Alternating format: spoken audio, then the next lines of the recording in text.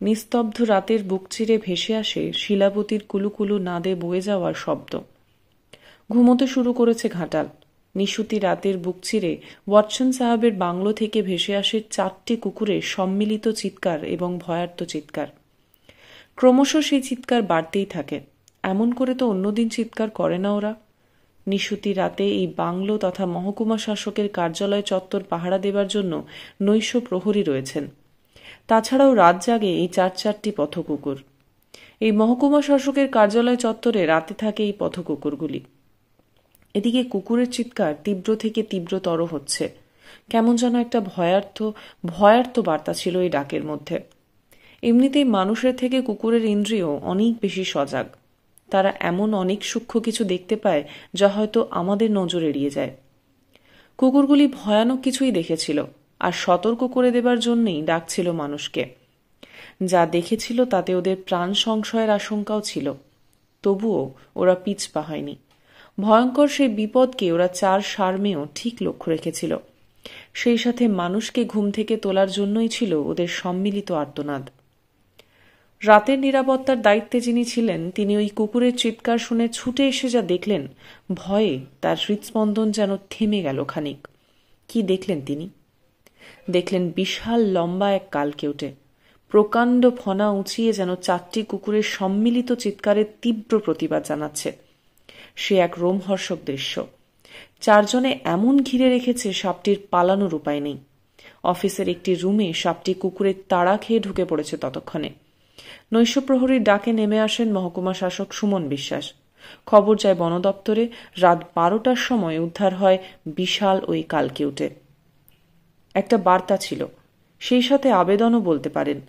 ঘরের 2-1 মুঠো বাড়তি খাবার পাড়ার কালু ভুলু লালুদের দিলে সারা জীবনের জন্য তারা আপনার কেনা হয়ে যায়। বেইমানি ওদের রক্তে নেই। নিজের জীবন বিপন্ন করেও 1 মুঠো খাবারের ঋণ ওরা ঠিক শোধ করে। তৃপ্তিপাল কর্মকারের বিশেষ প্রতিবেদন। আমি সংহিতা শিরোমণি, স্থানীয় সংবাদ।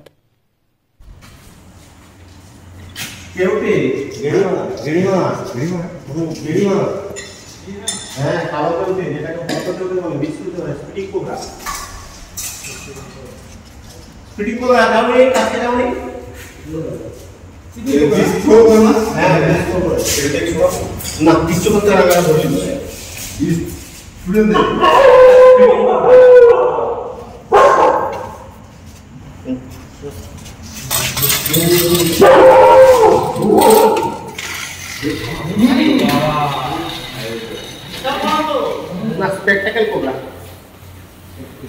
কালো হয়ে গেছে। একবার প্রথম কোনা বলে নিয়ে প্রথম কোনা তুলে দাও।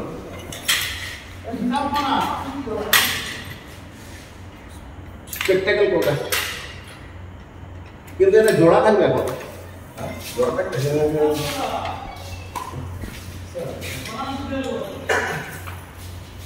হাতে রেখে ছবি তুলুন।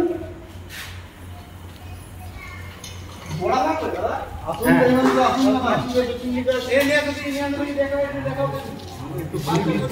সাপ তো এখানেই আছে।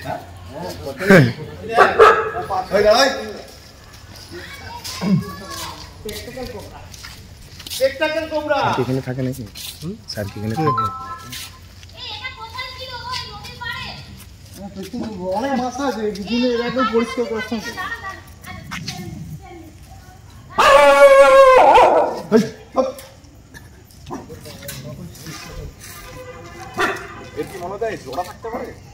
এখন মিটিং সময়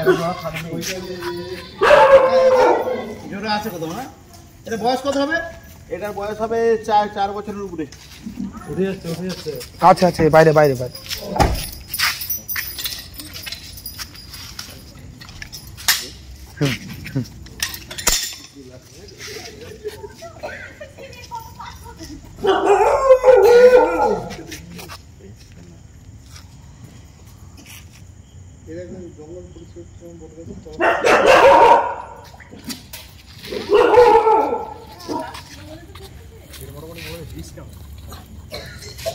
নিউরোটক্সিন 55 বিষ। আমি Malay Ghosh, wild life rescuer. সাপ মারতেই মানুষের ভয়, আর সেই ভয় কাটাতেই আমরা পৌঁছে যাই মানুষের বাড়িতে সাপটি উদ্ধার করতে এবং মানুষকে সচেতন করতে। সেই রকমই একটি ঘটনা ঘটল ঘাটাল থানা ঘাটাল এসডি অফিসে। আসল কথা, একটি সাপ পাঁচিলের গা দিয়ে প্রবেশ করেছে এসডি অফিসে। এসডি অফিসে থাকা বেশ কয়েকটি কুকুর প্রচণ্ড আওয়াজ করতেই সাপটি আর কোনো দিকে না গিয়ে একটি রুমের মধ্যে প্রবেশ করে।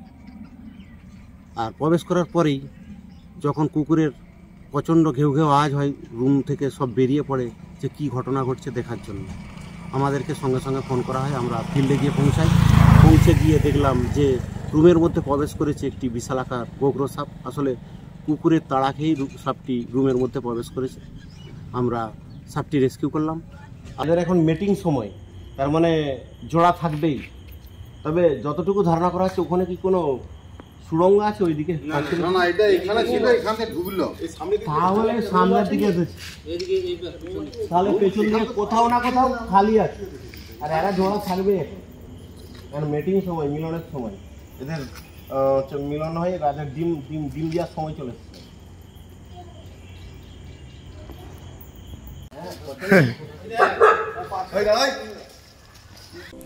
নমস্কার, আমি সংহিতা শিরোমণি।